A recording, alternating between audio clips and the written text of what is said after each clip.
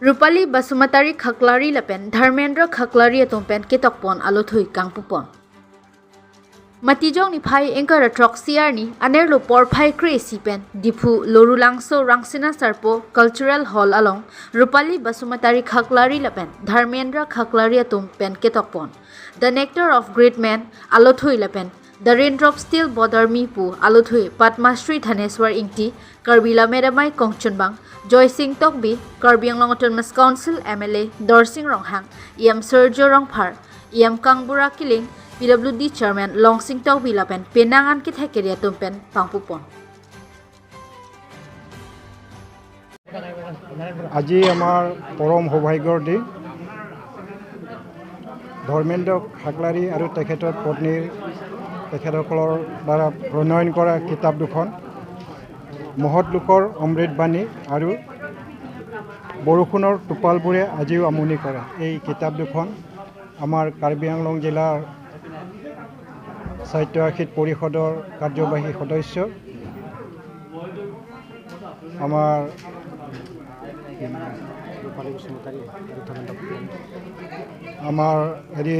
তেখেতসকলে উন্মোচন কৰিলে আমি পৰম সৌভাগ্য। এই মহৎ লোকৰ বাণীৰ দ্বাৰা আমি সকলোৱে উপকৃত হ'ম বুলি ভাবিলোঁ। সুন্দৰ হৈছে কিতাপবোৰ আৰু আপোনালোকক সকলোলৈকে ধন্যবাদ জ্ঞাপন কৰিলোঁ। ধন্যবাদ। গ্ৰন্থ উন্মোচনী সভা কৰা হৈছে। আপোনাৰ যিখন গ্ৰন্থ মহৎ লোকৰ অমৃতবাণী, এই ক্ষেত্ৰত আপুনি কি ক'ব?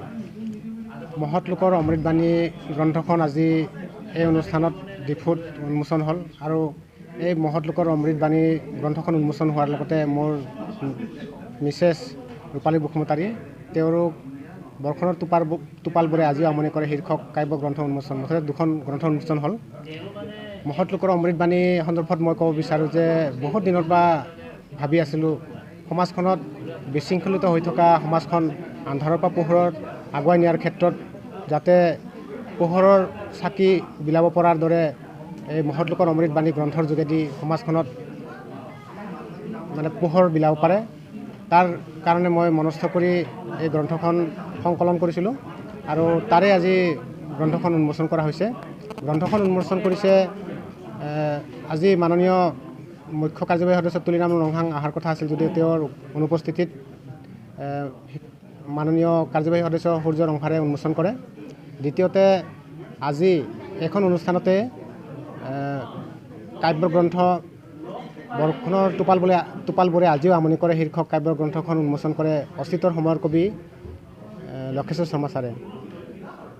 বাইদেউলৈ আগবাঢ়িম। আপোনাৰ যিখন এখন বৰষুণৰ টোপালবোৰে আজিও আমনি কৰে এই গ্ৰন্থ পুথিখন আপুনি লিখাৰ অনুপ্ৰেৰণা ক'ৰ পৰা পাইছে? ইমান ধুনীয়া লেখাৰ মানে কথা শব্দকেইখনে মানে বহুত কথা প্ৰকাশ কৰে। ক'ৰ পৰা পাইছিলে অনুপ্ৰেৰণা? প্ৰথমে মই চেনেলৰ সকলো সংবাদদাতালৈ ধন্যবাদ জ্ঞাপন কৰিছোঁ আৰু নতুন ইংৰাজী নৱবৰ্ষৰ শুভেচ্ছা জনাইছোঁ। আজি মোৰ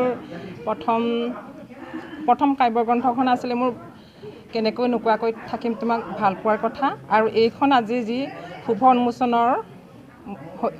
উন্মোচন হৈছে এইখন বৰষুণৰ টোপালবোৰে আজিও আমনি কৰে। এয়া মোৰ অনুপ্ৰেৰণা পোৱা মানে মই বিশেষকৈ প্ৰকৃতিৰ পৰা অনুপ্ৰেৰণা পাওঁ আৰু তেনেকুৱা বহু শুভাকাংক্ষী ব্যক্তি আছে যিসকলে কবিতাৰ প্ৰতি এটা মানে ভাল শুভেচ্ছা বা তেওঁলোকে অনুপ্ৰেৰণা দিয়ে, তেওঁলোকৰ পৰা অনুপ্ৰেৰণা পাওঁ।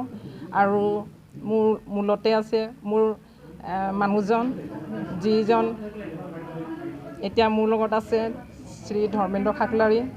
তেওঁ মোৰ একালৰ বন্ধু আৰু একালৰ জীৱনসংগী, গতিকে তেওঁৰ পৰা মই বহুত অনুপ্ৰেৰণা পাওঁ আৰু সেয়াই মোৰ বৰষুণৰ টোপালবোৰে আজিও আমনি কৰে। আপোনাৰ এই গ্ৰন্থপুথিখনৰ জৰিয়তে আপুনি কি বুজাব বিচাৰিছে? সমাজলৈ আপুনি কি আগবঢ়াব, কি অৱদান মানে দিব বিচাৰিছে বাৰ্তা? এই গ্ৰন্থখনৰ যোগেদি কি বাৰ্তা দিম আৰু মই বেছিকৈ মই প্ৰকৃতিৰ প্ৰতি আকৃষ্ট আৰু প্ৰকৃতিক ভাল পাওঁ। যেনেকৈ ৰ'দ, বৰষুণ, বতাহ, মই বৰষুণক বৰ ভাল পাওঁ আৰু সেই বৰষুণৰ টোপালবোৰ মোৰ মনত মানে এটা সজীৱ স্মৃতি কিছুমান সোমাই আছে আৰু সেই সজীৱ স্মৃতিৰে মই আজি এই কবিতাটো তাত গ্ৰন্থখনত প্ৰকাশ পাইছে আৰু